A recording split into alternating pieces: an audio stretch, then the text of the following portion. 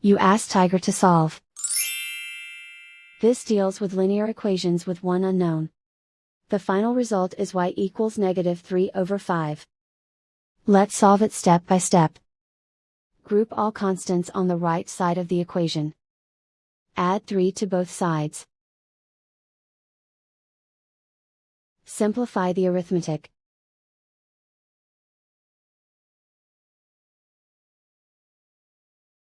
Isolate the y. Divide both sides by -5. Cancel out the negatives. Simplify the fraction. Move the negative sign from the denominator to the numerator. And so the final result is y equals -3/5.